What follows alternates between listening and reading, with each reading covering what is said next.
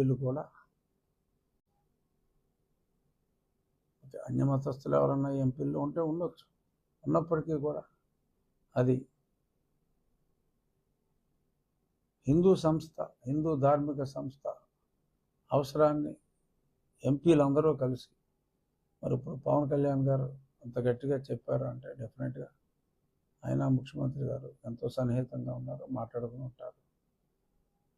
అంటే ఎంత చక్కగా చెప్పారంటే కళ్యాణ్ గారు, నేను సనాతన ధర్మం పాటిస్తాను,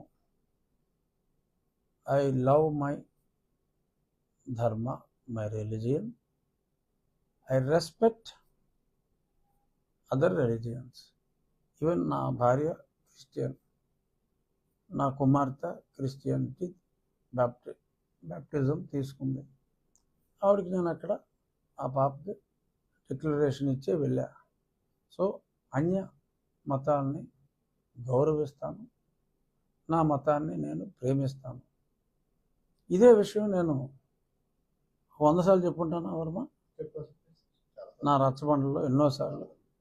అందుకనే నేను సనాతన స్వదేశీ సేన అని చెప్పి, సనాతన స్వదేశీ సేన పేరుతో SSS/RRR అని కొంతమంది అనేవారు. అది అప్పుడు దేవాలయాలు సందర్శించాలి, ఆంధ్రప్రదేశ్ అంతా తిరగాలి అంటే వస్తే చంపేసే పరిస్థితి. సరే, డెఫినెట్గా ఈ విషయంలో ఇప్పుడు అప్పటి నా వాదానికి ఇప్పటి కళ్యాణ్ గారి సంప్రదాయ సనాతన వాదానికి చక్కగా పర్ఫెక్ట్ మ్యాచ్ అయింది. డెఫినెట్గా రాజ్యాంగాన్ని మనం గౌరవించాలి. మన మతం, నిజమైన హిందువులైతే మన మతాన్ని మనం ప్రేమించుకోవాలి, ఇతర మతాన్ని ద్వేషించకూడదు, గౌరవించాలి.